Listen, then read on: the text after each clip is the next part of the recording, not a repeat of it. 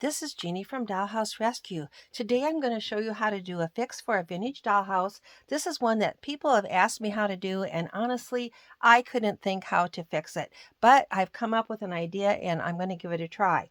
I have already started on this particular door. The issue is that on these vintage houses, a lot of times this door should have a little peg at the top and at the bottom that fits into a hole in the front of the dollhouse to hold that in. And oftentimes that peg is broken. Now in this case, the top one is there, but the bottom one is gone. They should fit into a hole. In this house, the holes look like this on the frame of the door. And this is what the frame looks like on this house. But there are several similar houses that have similar frames. So this is what I tried last night and it worked very well. I found, this is one that I've not worked on yet. This one had the top peg, but I'm working on replacing that bottom peg. This is how I'm going to do it. I found on the very top edge of this door the dot where that peg used to be. And on the bottom of this door, there's another dot where that peg used to be. You may not be able to see it, but in real life, you can probably see it and you can probably feel it. This is how I decided to make a hole in there. I couldn't think how to make a hole to replace that peg, but this I tried and I think it's going to work. Now you want to be careful with this because I'm going to use an X-Acto knife. I got this at the Dollar Tree, so it's really an imitation X-Acto knife, but it's very sharp and very pointy. I took the point of that and I poked it right there in the middle of where that dot was, right in the middle, as close as I could get. And then I kind of slowly turned it and used the point of that to start to drill a little hole. And you probably can't see, but in real life, when I did it, I could start to see little plastic filings come up out of that hole. So just continue to turn it and turn it and turn it until you get a dimple there.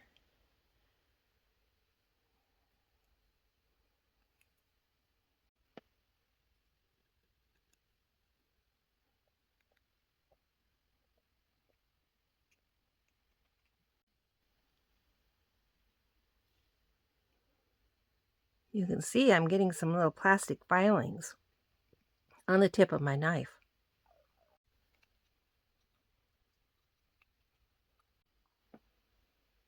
That only took me a couple of minutes. Now it only needs to be about 1/8 of an inch deep, not very deep at all.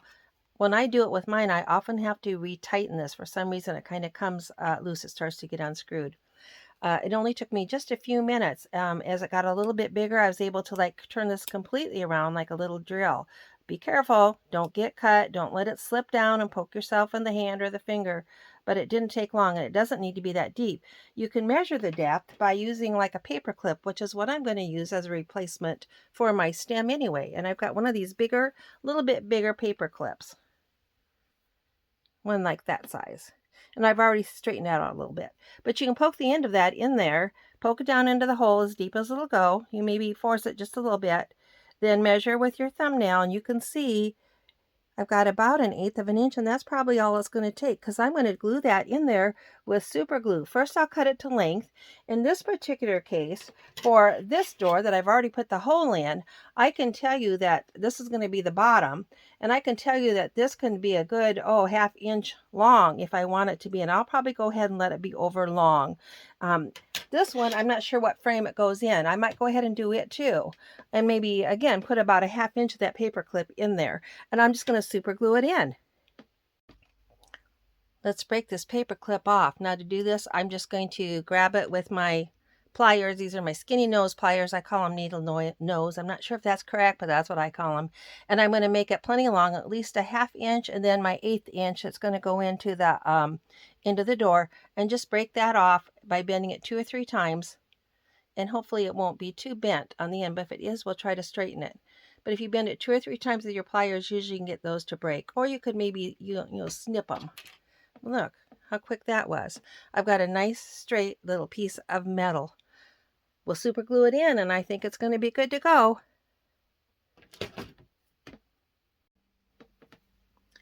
If you happen to have a little screw, you might try putting a little screw, like a small screw like you have for glasses in a glasses repair kit. You could put in there to try to make that a little deeper. I'm happy with the way this is, how deep it is. I did put my needle nose plier in there a little bit and turn it a little bit. You just want to be careful and don't split that plastic because that plastic's not very thick up there. So you don't want to force it and split or break your door. I think I'm ready to go. I'm going to do this. This is my secondary door, the one I really don't have a home for. I'm not sure what home it goes to, rather than my favorite door, which is the one I'm working on for my current house. Look, that almost stays in there by itself already. All right, I have read online that you can mix baking soda with super glue and it makes almost a plastic extra hard substance. So here's my plan. I'm going to put a little baking soda in that little hole. Then I'm going to put my little metal piece in there, and then I'm going to drop super glue around there. Hopefully not so much that I'll make a big mess. I've got a little piece of scrap cardboard here on my work table so I don't make too big of a mess on my work table. Let's see how this goes.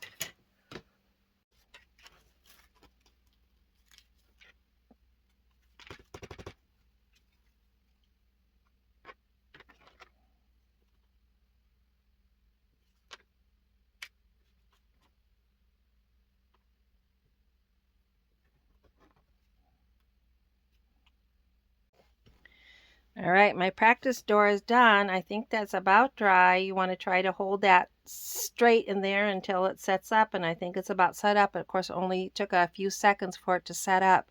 So that was kind of my practice door. I was glad I had a paper towel handy because when I turned around and looked, I had some super glue running down the door here. I don't know that that baking soda did any good or any harm, so I will probably try the very same thing on this other door. Something else I did do as I had a little paring knife handy, and I poked my paring knife in there and turned it around another time or two. Again, you don't want it to get too wide, so you don't want to get up here to this wider part of the knife. But just using the point, I was able to clean that hole out just a little bit more. Again, be very careful. Don't get cut, don't get hurt. No blood involved, okay? All right, let's try to get this one glued in too.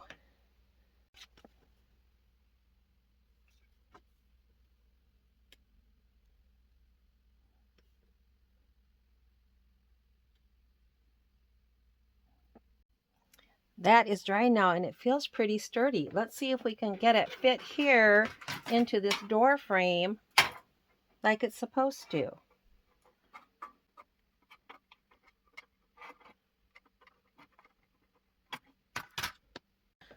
So now I've gone to put this in. I can see I've got that metal stick too long. Not a problem. I believe I can snip that off. I took a magic marker, a Sharpie, and marked on there where to snip that off at. Make it a little shorter and I think it'll be perfect. I had to clip that paper clip a little shorter in order to make it fit in there. I had forgotten there was such a short clearance down here on the bottom, between the bottom of the door and the threshold. When I put that in there, look, it opened and shut just fine. But there was nothing to keep this bottom paper clip, my new pin, from sliding forward. So I added a little threshold in there. This happened to be the right color, but it was actually, I had a plastic knife that I had brought up here thinking I might need to use something like that, and it's like almost the right color, so I'm not even going to paint it. And I just glued that down, and that keeps that bottom pin from sliding forward. So this is a success. While I'm at it, I went ahead and put another pin in my other door. No doubt these are going to be too long. Again, I'm not really sure which house this goes on. I think it's a Wolverine that I have that I've replaced. I put like a paper replacement door on there, but I'll get that Wolverine out one of these days. We'll take a look at it and see if this fits, or do I need to clip those down or pull them out and replace them. But I'm going to call this fix a success.